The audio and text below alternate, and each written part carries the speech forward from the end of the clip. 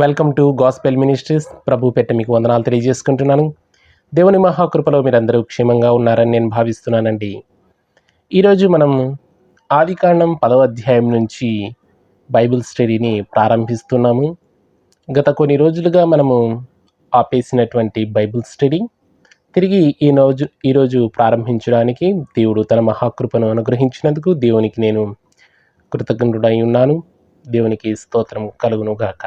ఆదికాండం 10వ అధ్యాయం గురించి మాట్లాడితే, ఇది నోవాహు జలప్రలయం తరువాత నోవాహు కుమారులు ఏ విధంగా భూమి మీద విస్తరించారు, వారి జనాంగాలు ఏంటో మనకు స్పష్టంగా వివరణ తెలియజేస్తున్నటువంటి అధ్యాయము. ఆదికాండం 5వ అధ్యాయంలో వలె ఈ అధ్యాయం కూడా జీనియాలజీని తెలియజేస్తోంది కనుక ఇది చాలా ఇంపార్టెంట్ చాప్టర్ అండి.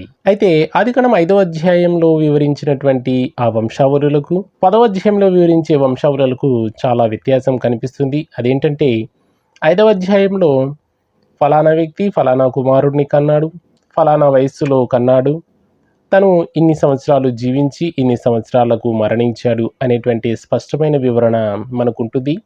కానీ 10వ అధ్యాయంలో ఆ వివరణలు మనకు కనిపించవు. కేవలం కుమారుల పేర్లు ప్రస్తావించబడి ఫాస్ట్గా రచయిత ముందుకు వెళ్ళిపోవడం జరుగుతుందండి. ఇక్కడ కనిపించేటువంటి వంశావళుల చరిత్ర మొత్తం కూడా మనకు సుమారుగా 200 లేదా 300 సంవత్సరాల కాల వ్యవధిలో విస్తరించినటువంటి జనాంగాల ప్రస్తావన మొత్తం కూడా మనకు ఒక్క అధ్యాయంలో రచయిత వివరిస్తున్నాడు. కనుక మనం గుర్తుపెట్టుకోవాల్సింది ఏంటంటే 10వ అధ్యాయం తర్వాత 11వ అధ్యాయం జరిగిందని, 11వ అధ్యాయం తర్వాత 12వ అధ్యాయం జరిగిందని మనము అనుకోకూడదండి. ఒక టైం పీరియడ్, ఒక కాల వ్యవధిని ఒక్క చాప్టర్లో మనకు రచయిత వివరించే ప్రయత్నం చేశాడు కనుక ఇది మనము టైం బౌండ్తో మనము ఆలోచించకూడదండి. మరో విషయం, ఈ అధ్యాయం చదువుతున్నప్పుడు మనం గుర్తుపెట్టుకోవాల్సింది ఏంటంటే, ఈ అధ్యాయం జరుగుతున్నటువంటి సమయంలో అంటే జనులు విస్తరిస్తున్న సమయంలో భూమి ఏకముగా ఉన్నది. అంటే ఈ విధంగా నేడున్నట్టు ఖండాలుగా దేశాలుగా విభజించి లేదు, ఒకే ముద్దగా భూమి ఉన్నట్లుగా మనకు ఆదికాండం 10వ అధ్యాయంలో కనిపిస్తుంది. తర్వాత మనకు ఒక ఇన్సిడెంట్ జరుగుతుంది. ఆ ఇన్సిడెంట్ వలన భూమి విభాగించబడుతుంది, జనులు కూడా వారు చెల్లాచెదురుగా అయిపోతారు. ఆ విషయాలు కూడా మనకు ఈ అధ్యాయంలో వివరించడం జరిగింది. కనుక ఈ అధ్యాయం చదివేటప్పుడు భూమి ఏకముగా అంటే ఒక ముద్దగా ఉన్నది, ఖండాలుగా విభజించి లేదు అనే విషయం మనం గుర్తుంచుకోవాలి. ఇక నోవాహు కుమారుల గురించి వస్తే, వాగ్దాన ప్రజలు అయినటువంటి ఇజ్రాయేలీయులకు మూలపురుషుడైనటువంటి షేము నుండి ఇజ్రాయేలీలు వచ్చారు. తక్కిన భూప్రజలందరూ కూడా మరి యాపేతు హాము వంశావళిని ఎవరికో ఒకరికి చెందిన వారుగా ఉన్నారు. ఈ అధ్యాయంలో రచయిత యాపేతు వంశావళిని మొదటగా ప్రస్తావించడం వలన యాపేతు నోవాహు యొక్క మొదటి కుమారుడని మనకు అర్థమవుతుంది. కానీ యాపేతు తర్వాత హాము వంశావళిని ప్రస్తావించాడు. వాస్తవానికి హాము 3వ కుమారుడు, షేము 2వ కుమారుడు. అయితే రచయిత ఎందుకు ఈ విధంగా మొదటగా యాపేతు తర్వాత వెంటనే హాము వంశావళిని ప్రస్తావించాడంటే, ఈ యాపేతు హాము వంశావళులను త్వరగా వివరించి ఇక వాటిని పక్కన పెట్టి బైబుల్ మూల కథకు ఆధారమైనటువంటి ఇజ్రాయిలీల మూల పురుషులు ఎవరైతే ఉన్నారో ఆ షేము వంశావళి గురించి విస్తారంగా మాట్లాడుకుంటూ వెళ్తాడండి.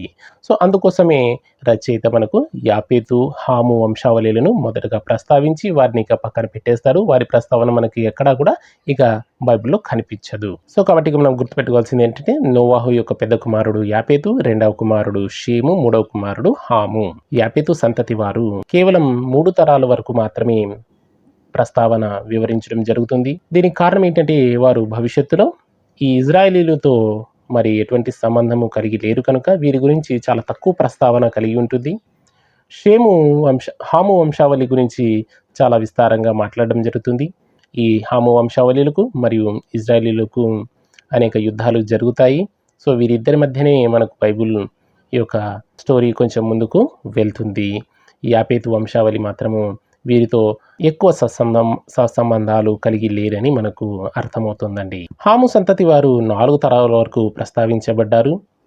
సో వీరు కాస్త ఇజ్రాయేలీలతో కొంచెం టచ్లో ఉన్నటువంటి ప్రజలండి. హాము వంశావళికి మరియు షేము వంశావళికి భవిష్యత్ కాలంలో యుద్ధాలు జరగడం అనేవి మనము చూస్తాము రాబోయే అధ్యాయాల్లో. దీనికి కారణం ఏంటంటే, ఈ హాము 9వ అధ్యాయంలో తన తండ్రి దిగంబరత్వాన్ని చూచి హేళన చేసి, ఆ విధంగా తన తండ్రిని అవమానపరిచినందు చేత తండ్రి చేత శాపం పొందుతాడు. ఆ శాప ఫలితమే ఇజ్రాయేలీలకు, వారికి హాము వంశస్థులకు జరిగేటువంటి యుద్ధాలకు కారణమండి. ఈ ఆదికాండం 10వ అధ్యాయం చాలా మందికి చదవడానికి చాలా బోర్ అనిపిస్తుందండి. వాస్తవానికి ఇది ఎంతో ఇంపార్టెంట్ అయినటువంటి చాప్టర్ అండి. చరిత్ర చదివే విద్యార్థులకు, మానవ శాస్త్రం చదివే విద్యార్థులకు మరియు పురావస్తు శాస్త్రం చదివే విద్యార్థులకు బైబిల్ వాస్తవమని, కట్టుకథ కాదు అని, ఇది ఎన్నో ఆధారాలు కలిగినటువంటి వాస్తవమైన సంఘటనతో జరిగినటువంటి విషయమని మనకు ఈ యొక్క 10వ అధ్యాయం ఎంతో స్పష్టంగా మనకు చాలా ఆధారాలను విడిచిపెడుతుందండి. కనుక మానవ శాస్త్రం, ఆంథ్రోపాలజీ కూడా మనకు చెప్పేది ఏంటంటే, భూమి మీద ఉన్నటువంటి మానవులందరూ కూడా ఒక్క జనాంగం నుంచి వచ్చిన వారే అని స్పష్టంగా తెలియజేస్తుంది. దానికి ఆధారం కూడా మనకు బైబిల్లోనే కనిపిస్తుందండి. మరి చరిత్ర చూస్తే మానవ సంస్కృతి అంతయు కూడా బాబిలోనియన్ సంస్కృతి నుంచి ఉద్భవించినది అని చెప్తోంది. అందులో ఎటువంటి అనుమానం లేదు. బబులోనులో మరి నిమ్రోదు చేసినటువంటి అభివృద్ధి కానీ, నిమ్రోదు డెవలప్ చేసిన సంస్కృతి కానీ మనం చూసినట్లయితే సో ఇది ఎంతో వాస్తవమని మనకు అర్థమవుతుంది. సో ఈ విధంగా ఆదికాండం 10వ అధ్యాయం ఎన్నో ఆధారాలను మనకు అందిస్తుంది కాబట్టి ఇంట్రెస్ట్గా చదివే వారికి ఇది ఎంతో ఇంట్రెస్టింగ్గా అనిపిస్తుంది. ఇంట్రెస్ట్ లేకుండా చదివే వారికి ఇది బోర్ కలిగిస్తుందండి. So it's depend upon your interest. మరి మీరు ఆదికాండం 10వ అధ్యాయాన్ని ఏ విధంగా చదువుతారో కామెంట్ బాక్స్లో కామెంట్ చేయండి. ఈ అధ్యాయంకి మరొక విశేషత ఉంది. ఈ అధ్యాయంలో మొత్తం 70కి పైగా పేర్లు మనకు ప్రస్తావించడం జరుగుతుంది. 70 అనేటువంటి సంఖ్య మరి చూసినట్లయితే సంఖ్యాశాస్త్రం ప్రకారంగా ఇది ఒక సంపూర్ణతను తెలియజేసేటువంటి సంఖ్య అండి. సంఖ్యల గురించి మరొక వీడియోలో మనం ప్రత్యేకంగా మాట్లాడుకుందాము. కానీ ఇక్కడ సంఖ్య వచ్చింది కాబట్టి చెప్తున్నాను. సో దేవుడు నోవాహును అతని కుమారులను ఆశీర్వదించినటువంటి విధానంలో ఆ ఆశీర్వాదం సంపూర్ణంగా నెరవేరింది అని చెప్పడానికి సింబాలిక్గా ఈ 70 మంది పేర్లు మనకు ఈ ఆదికాండం 10వ అధ్యాయంలో కనిపిస్తుందండి. సో ఈ విధంగా దేవుడు తను రాయించేటువంటి ప్రతి ఒక్క మాటలో కూడా ఎంతో నిగూఢమైన అర్థాన్ని దాచిపెట్టి మనకు అందించాడు. టూకీగా ఈ ముగ్గురు జనాంగాలు ఎక్కడెక్కడ నివసించారో మీకు స్క్రీన్ మీద ఒక మ్యాప్ ద్వారా చూపిస్తాను. సో ఆ విధంగా మనం చక్కగా అర్థం చేసుకోవచ్చండి. ఇక్కడ చూసినట్లయితే యాపేతు వంశావళి బబులోనులో చెదిరివేయబడిన తర్వాత వారు క్రమేపీ విస్తరిస్తూ ఐరోపా అంతటా స్థిరపడడం జరిగింది. ఈ హాము వంశస్థులు చెదిరివేయబడిన తర్వాత దక్షిణముగా ప్రయాణం చేస్తూ వారు ఆఫ్రికా ఖండమంతా కూడా వ్యాపించినట్లు మనకు అర్థమవుతుంది. మరి షేము వంశావళి ఈ యొక్క ఆసియా ఖండమంతటా విస్తరించినట్లు మనకు అర్థమవుతుందండి. సో ఇది చిన్న టూకీగా సమాచారము. డీటెయిల్గా మనము వర్స్ బై వర్స్ మనం మాట్లాడుకుందాం. ఇది టూకీగా షేము, హాము, యాపేతులు విస్తరించినటువంటి భౌగోళిక స్వరూపము.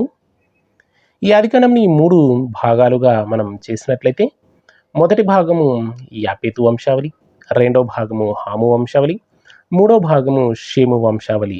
ఈ విధంగా 3 భాగాలు చేసుకొని మనం చదివినట్లయితే మనకు చక్కగా అర్థమవుతుంది. అంతేకాకుండా ప్రతి వంశావళి చదివే ముందు ఆ వంశావళి యొక్క ఫ్యామిలీ ట్రీ మీరు ఒక వైట్ పేపర్లో డ్రా చేసుకొని ముందు పెట్టుకొని చదివినట్లయితే మీకు ఆ పేర్లు కన్ఫ్యూజన్ లేకుండా ఉంటాయండి.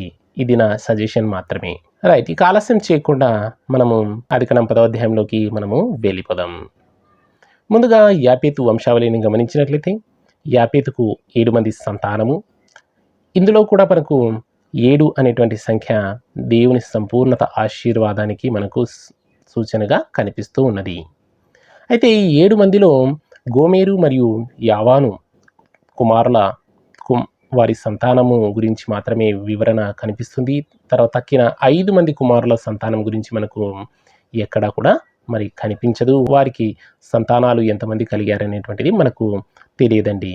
దీని అర్థము వారందరికీ కుమారులు కుమార్తెలు కలగలేదు అని కాదు, కానీ రచయిత చెప్పదలుచుకున్న ఉద్దేశం ఏంటంటే ఈ వంశావళులు వివరించిన వంశావళులన్నీ కూడా ఇజ్రాయిలీతో ఎక్కడో ఒక చోట సంబంధం కలిగిన వారిగా ఉన్నారు కనుక ఆ కాంటెక్స్ట్లో మనకు ఈ వంశావళులు వివరించబడ్డాయి. అంతేగాని వంశావళులు వివరించని వారికి సంతానము కలుగలేదు అని మనము అపార్థం చేసుకోవడానికి వీల్లేదండి. యాపేతు మొదటి కుమారుడైన గోమెరు గురించి మాట్లాడినట్లయితే ఈ గోమెరు సంతానము భారతీయ ఐరోపా ఖండాలలో అక్కడక్కడ విస్తరించినటువంటి బలమైన జనాంగంగా వీరు కనిపిస్తూ ఉన్నారు. వీరు కౌకాసస్ పర్వతము నుండి ఆక్రమించుకొని అక్కడి నుండి చిన్న ఆసియా అంటే కపదోకియా అనేటువంటి ప్రాంతం వరకు విస్తరించి వీరు స్థిరపడినట్లు మనకు అర్థమవుతుందండి. గోమెరు అతని చిన్న కుమారుడైనటువంటి తొగర్మ ప్రస్తావన మనకు యెహెజ్కేలు గ్రంథం 38:6 వచనంలో కనిపిస్తుంది. సో అక్కడ మాత్రమే వీరు కనిపిస్తారు, ఇంకెక్కడా కూడా మనకు వీరి ప్రస్తావన కనిపించదండి. యాపేతు రెండవ కుమారుడైన మాగోగు విషయానికి వస్తే ఈ మాగోగు విషయము మనకు ఇక్కడ మరియు మరొక చోట కనిపిస్తుందండి. యెహెజ్కేలు గ్రంథం 39:1-6లో గోగు, తూబాలు, మోషేకు సంతతి వారందరినీ కలిపి దేవుడు ఒక్క గుంపుగా మాట్లాడుతున్నాడు. సో వీరు ఇజ్రాయేలీలకు శత్రువులుగా అక్కడ కనిపిస్తూ ఉన్నారు. మాగోగు పేరు తర్వాత మనకు గోగుగా షార్ట్కట్గా వాడడం అలవాటైపోయింది. ప్రకటన 20:8 వచనంలో మనకు ఈ గోగు మాగోగు గురించి ప్రస్తావన అక్కడ వస్తుంది. మొత్తానికి వీరు దేవుని ప్రజలైన ఇజ్రాయేలీలకు కాస్త శత్రుత్వం కలిగి ఉన్నట్లుగా మనకు ఇజ్రాయేలు గ్రంథంలోను మరియు యెహెజ్కేలు గ్రంథంలోను ప్రకటన గ్రంథంలోను మనకు 2 వచనాల ఆధారంగా కనిపిస్తోందండి. ఇక మూడవ కుమారుడైన మాదాయి గురించి మాట్లాడితే వీరి పేరు తర్వాత కాలంలో మాదీయులుగా తర్జుమా చేయడం జరిగింది, లేదా మాదీయులుగా వాడుకలో వీరు పిలువబడ్డారు. ఈ మాదీయుల గురించి మనకు బైబిల్లో చాలా విస్తారంగా కనిపిస్తుంది.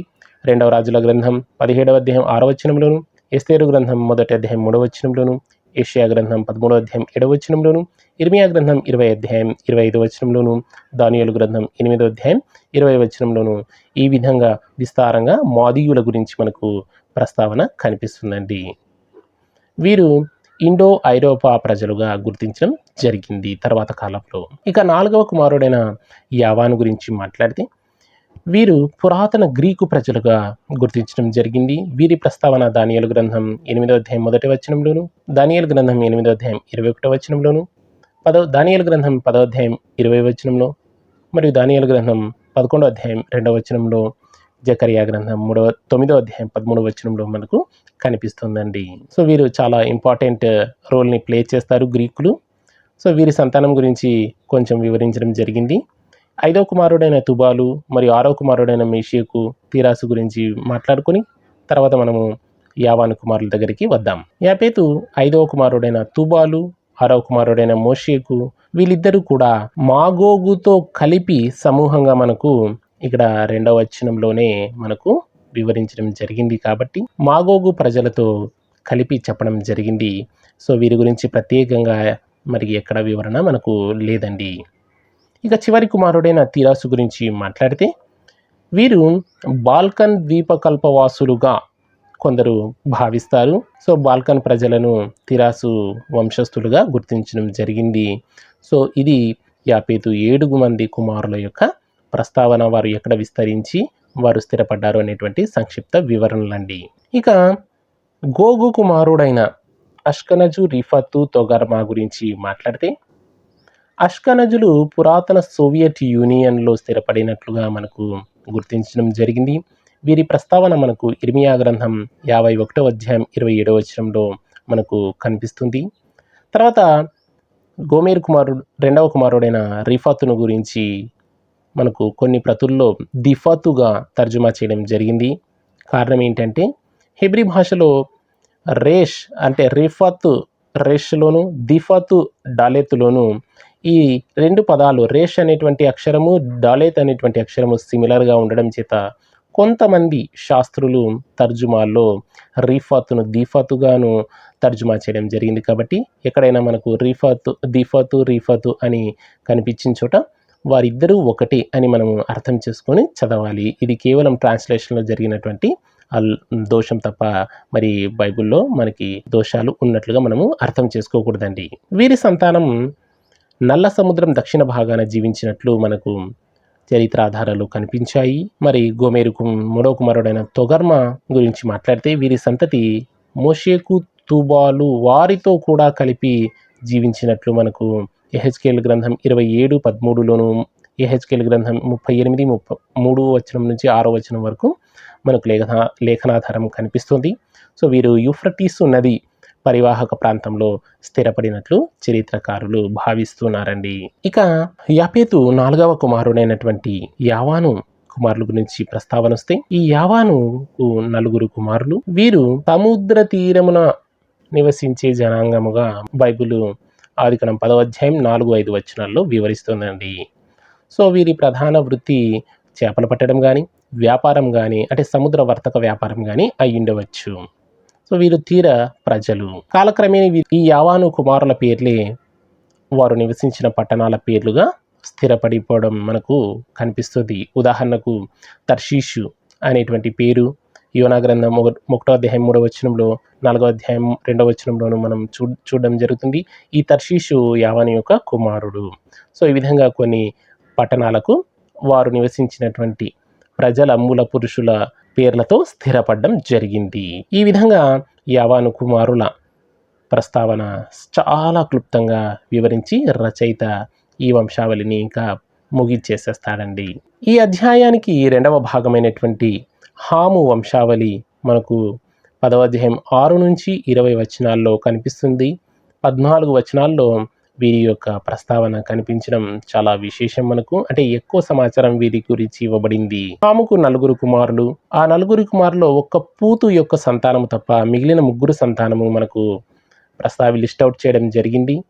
సో పూతు యొక్క సంతానం గురించి వివరించినంత మాత్రాన పూతుకు కుమారులు కుమార్తెలు జన్మించలేదు అని మనం అర్థం చేసుకోవడానికి వీల్లేదు. సో నేను ఇందాక చెప్పినట్టు బైబిల్లోని ఇజ్రాయేలు ప్రజలతో ఎక్కడో ఒక చోట సంబంధం కలిగిన వారి పేర్లు ఇక్కడ రచయిత ఇంటెన్షనల్గా చెప్తున్నాడు. సో వారితో ఎక్కడా సంబంధం లేని ప్రజల గురించి రచయిత ప్రస్తావించడానికి ఇష్టపడడం లేదు అని మనము అర్థం చేసుకోవాలి తప్ప పూతుకు మరి సంతానము కలగలేదని మనము అపార్థం చేసుకోవడానికి వీల్లేదండి. హాము మొదటి కుమారుడైన కూషు గురించి మాట్లాడితే ఈయన ఇథియోపియాలో నివసించినట్లు తెలుస్తోంది. అంటే నైలు నది 2వ మరియు 3వ పాయలులో మధ్యలో భాగంలో ఈ కూషు నివసించినట్లు మనకు కనిపిస్తుంది. తర్వాత ఆ ప్రాంతానికి కూషు గ్రామము, కూషు పట్టణముగా పేరు స్థిరపడి పోయిందండి. వీరి సంతానము ఎర్ర సముద్రంకు ఈశాన్య భాగముగా వీరు నివసించినట్లు మనకు చరిత్రాధారాలు కనిపించాయి. హాము 2వ కుమారుడైన మిస్రాయిం గురించి మాట్లాడితే హెబ్రీ భాషలో మిస్రాయిం అనగా ఐగుప్తు అని అర్థము. సో ఐగుప్తీయులు అని పిలువబడేవారు ఈ మిస్రాయిలీల ప్రజలే. అరబీ భాషలో కూడా మిస్ర్ అనగా ఈజిప్ట్ అండి. సో ఈజిప్టులో నివసించిన వారు ఈ మిస్రాయిలు అని మనకు స్పష్టంగా అర్థమవుతోంది. వీరు ఎగువ ఐగుప్తు, దిగువ ఐగుప్తులో సో అంతటా వీరు వ్యాపించి విస్తరించి స్థిరపడినట్లు మనకు చరిత్రాధారాలు కనిపిస్తున్నాయి. ఇక 3వ కుమారుడైన పూతు గురించి మాట్లాడితే పూతు వారు బహుశా పశ్చిమ అరేబియా లేదా ఈశాన్య ఆఫ్రికాల మధ్యలో స్థిరపడినట్టు మనకు కనిపిస్తుంది తప్ప వారి లిస్ట్ అవుట్ కానీ వారి కుమారుల పేర్లు కానీ మనకు బైబిల్లో కనిపించవు. ఇక 4వ కుమారుడైనటువంటి కానాను, ఈయన విశేషమైనటువంటి వ్యక్తి. ఈయన గురించి చాలా ఎక్కువ మనకు కనిపిస్తుంది. ఈయనకు 11 మంది సంతానమండి. కానాను దేశం అనబడేటువంటి భౌగోళిక ప్రాంతమైనటువంటి ప్రాంతమంతా కూడా ఈ కానానీయులు సంతానము నివసించినటువంటి ప్రాంతమే. వీరు నివసించిన ప్రాంతాన్ని తర్వాత దేవుడు ఇజ్రాయేలీలకు అంటే అబ్రహాముకు వాగ్దాన దేశముగా అనుగ్రహిస్తాడు. ఇజ్రాయేలీలు వీరిని తరిమి ఆ ప్రాంతాన్ని ఆక్రమించుకుంటారండి. ఆ కానానే వీరు నివసించినటువంటి కానాను ప్రాంతము. ఆదికాండం 10వ అధ్యాయం 7వ వచనం గమనిస్తే ఇక్కడ కూషు కుమారుల గురించి వివరించబడింది. వీరు అరేబియన్ ప్రజలండి. కాలక్రమేణా వీరి పేర్లు ఆయా ప్రాంతాలకు మరి స్థిరపడడం జరిగినది. మనకు ఉదాహరణ చూసినట్లయితే హవీలా దేశము మరియు షేబా దేశము, ఇవన్నీ కూడా ఆ ప్రాంతాల్లో నివసించిన మూల పురుషుల పేర్లతో ఆ పట్టణాలకు పేర్లు స్థిరపడినట్లు మనకు అర్థమవుతుంది. కూషు 4వ కుమారుడైనటువంటి రమాయా కుమారులలో ఒకడైనటువంటి షేబా నైరుతి అరేబియాలో నివసించినట్లు తెలుస్తోంది. సొలొమోను రాజు కాలంలో ప్రస్తావించబడినటువంటి షేబా దేశపు రాణి అనేటువంటి ప్రస్తావనలో ఆ షేబా దేశము ఈ రమాయా కుమారుడైనటువంటి షేబా నివసించినటువంటి ప్రాంతము. ఆ ప్రాంతము బంగారము, భోళము, సాంబ్రాణి మరియు సంభారము వంటి సుగంధ ద్రవ్యాలకు విలువైన ఖనిజానికి ప్రసిద్ధి చెందినటువంటి ప్రాంతమై ఉన్నది. ప్రస్తుతం ఈ ప్రాంతం పేరు యొమెన్. మనము ఇప్పుడు మ్యాప్లో చూసే యొమెన్ ఈ యొక్క షేబా దేశం అండి. 8వ వచనం గమనిస్తే ఇంతవరకు వంశావళుల పేర్లు వరుసగా వస్తూ మధ్యలో రచయిత ఒక చిన్న స్టోరీని వివరించడానికి ప్రయత్నం చేస్తున్నాడండి. కూషు చివరి కుమారుడైనటువంటి నిమ్రోదు గురించి ప్రస్తావిస్తూ ఆ నిమ్రోదు పరాక్రమశాలి అని, దేవుని ఎదుట అతను ధైర్యము కలిగిన వేటగాడి అని ప్రస్తావించడము మనకు ఒక వింతగా అనిపిస్తుందండి. వంశావళుల మధ్యలో ఈ యొక్క షార్ట్ స్టోరీని రచయిత వివరిస్తున్నాడు. సో దీని గురించి 11వ అధ్యాయంలో డీటెయిల్గా వివరించడం జరిగింది. సో దాన్ని ప్రిపేర్ చేయడానికి రచయిత మనకు ఒక చిన్న షార్ట్ స్టోరీ లాగా ఇక్కడ వివరించడం జరిగిందండి. అయితే నిమ్రోదును పరాక్రమశాలి అని వర్ణించడంలో అతడు నిజంగా పరాక్రమశాలి అయినప్పటికీ కూడా ఆ పరాక్రమము అనేటువంటి పదము పాజిటివ్ టోన్లో వాడబడలేదండి. అది ఒక నెగిటివ్ టోన్లో వాడబడింది. అంటే అతడు ఒక తిరుగుబాటుదారుడు అన్నట్లుగా మనకు ఆ పరాక్రమశాలి అనే పదంలో మనకు అర్థమవుతుంది. సో దేవుని ఎదుట ధైర్యం గల వేటవాడుగా ఉన్నట్లుగా మనకు కనిపించినంత మాత్రం చేత అతడు గొప్పవాడని కాదు, కానీ దేవునికి వ్యతిరేకముగా తిరుగుబాటు చేసిన వ్యక్తిగా నిమ్రోదు మనకు కనిపిస్తున్నాడండి. ఈ నిమ్రోదు మనకు యాంటీ క్రైస్ట్కు సాదృశ్యంగా ప్రస్తావించబడడం జరుగుతుంది. సో ఈ నిమ్రోదు లక్షణాలన్నీ కూడా యాంటీ క్రైస్ట్కి మనకు కనిపిస్తాయి. అంటే చెప్పాలంటే యాంటీ క్రైస్ట్ లక్షణాలే ఈ నిమ్రోదుకు ఉన్నాయి వాస్తవానికి. తర్వాత మనకు కనిపించే యాంటీ క్రైస్ట్లో మనకు ఈ లక్షణాలే కనిపిస్తాయండి. 11వ అధ్యాయంలో ఈ నిమ్రోదు చేసిన పనులు, అతని లక్షణాలన్నీ కూడా మనము డీటెయిల్గా తెలుసుకుందాం. ఈ నిమ్రోదు చేసినటువంటి గొప్ప తిరుగుబాటు వల్ల ఒక లోకోక్తి ఉద్భవించింది. ఆ లోకోక్తి యెహోవా ఎదుట పరాక్రమము గల నిమ్రోదు వలె అనేటువంటి లోకోక్తి అండి. సో ఈ లోకోక్తి ఉద్భవించడానికి కారణం ఏంటంటే అతడు ఏ స్థాయిలో, అంటే ఏ తీవ్రతలో ఆయన దేవునికి తిరుగుబాటు చేశాడనేది ఈ లోకోక్తి మనకు చెప్పకనే చెప్తుందండి. సో ఈ లోకోక్తి మనము ఇప్పుడు వాడకపోయినప్పటికీ పూర్వకాలంలో ఈ లోకోక్తి ఎవరైతే తిరుగుబాటు చేసేవారు ఉన్నారో వారందరికీ ఈ లోకోక్తి వాడేవారంటే ఆయన చేసిన తిరుగుబాటు ఎంత తీవ్రమైనదో మనకు అర్థమవుతుందండి. 10వ వచనం గమనిస్తే ఇంతవరకు ఎవరి గురించి రాజ్యము అనే మాట ప్రస్తావించబడలేదండి. యాపేతు కుమారులు కానీ హాము కుమారుల్లో ఎవరికి కూడా వారికి ఒక రాజ్యం ఉన్నట్లు, వారు రాజులుగా ఏలినట్లు మనకు కనిపించదు. కానీ నిమ్రోదు విషయానికి వస్తే మాత్రము నిమ్రోదు ఒక రాజ్యాన్ని ఏర్పాటు చేసుకున్నాడని, తను గొప్ప పట్టణాలు కట్టించాడని ఈ యొక్క 10వ వచనం 11వ వచనంలో మనకు కనిపిస్తుందండి. అంతేకాకుండా షీనారు దేశంలోని బాబేలు, ప్రస్తుతం ఉన్నటువంటి బాగ్దాద్లో నిమ్రోదు ఒక గొప్ప కార్యాన్ని చేశాడు. గొప్ప కార్యం అంటే మళ్ళీ పాజిటివ్ కాదండి, ఇది ఒక నెగిటివ్ టోన్. సో ఆ బాబేలు గోపురం కట్టి అక్కడ ప్రజలందరూ చీలిపోవడానికి కారకుడయ్యాడు. సో ఆ బాబేలు గోపురం ఆ ప్రాంతం ఎంతో ప్రాధాన్యత సంతరించుకుంది.